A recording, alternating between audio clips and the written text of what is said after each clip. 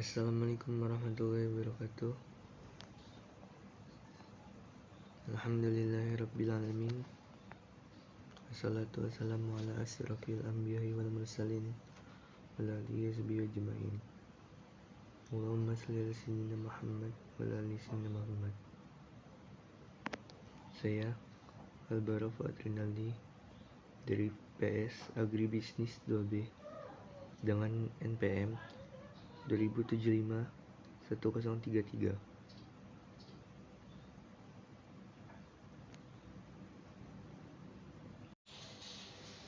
Di sini saya akan menjelaskan tentang pandangan klasik dan juga pandangan dari Keynes sesuai dengan instruksi tugas ekonomi makro. Penjelasan pandangan klasik dan pandangan Keynes. Sebelumnya, kita harus tahu pandangan klasik itu apa dan Keynes itu siapa. Pandangan klasik itu menurut saya adalah teori-teori dari para pendahulu, baik itu dari seseorang atau dari sekelompok orang yang sudah tercapai kesimpulannya.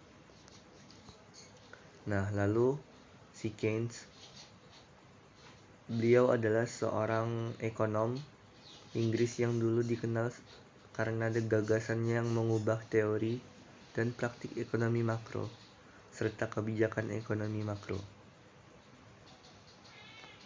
Oke, kita langsung ke pertanyaan pertama, yaitu tentang perbedaan penentuan kegiatan ekonomi dari pandangan klasik juga dari pandangan Keynes.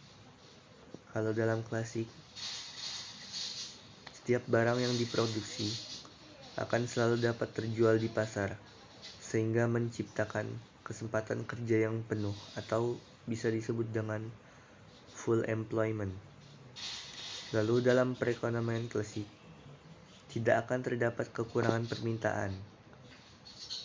Lalu, jika menurut Keynes, tidak selalu produk dapat terjual di pasar, karena pada kenyataannya sering terjadi krisis, karena ekonomi kekurangan agregat, dan tingkat kegiatan ekonomi ditentukan oleh permintaan efektif.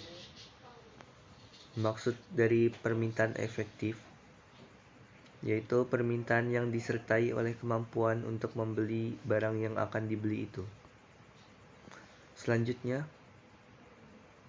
yaitu faktor penentu tabungan dan investasi. Kalau dari pandangan klasik, tabungan dan investasi itu ditentukan dari suku bunga.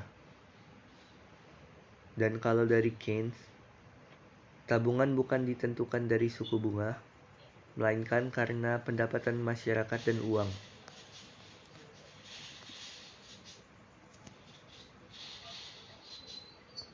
Lalu yang terakhir, yaitu penentu tingkat kegiatan ekonomi. Dalam pandangan klasik, fleksibilitas tingkat bunga akan mewujudkan keseimbangan antara demand dan supply pada penggunaan tingkat full employment.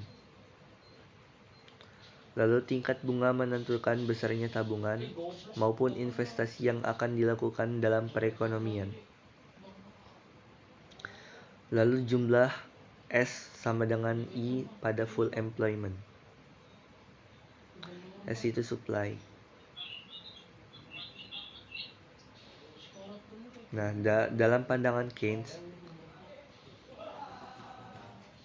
beliau mengatakan penggunaan tingkat penuh tidak akan selalu dicapai. Lalu, penggunaan tingkat penuh merupakan keadaan yang jarang terjadi, dan hal itu disebabkan karena kekurangan permintaan agregat yang wujud dalam perekonomian. Lalu, besarnya tabungan bukan tergantung pada tinggi rendahnya tingkat bunga, namun pada besar kecilnya pendapatan. Lalu, tingkat bunga dipengaruhi oleh jumlah supply dan demand uang oleh masyarakat. Sekian, terima kasih. Wassalamualaikum warahmatullahi wabarakatuh.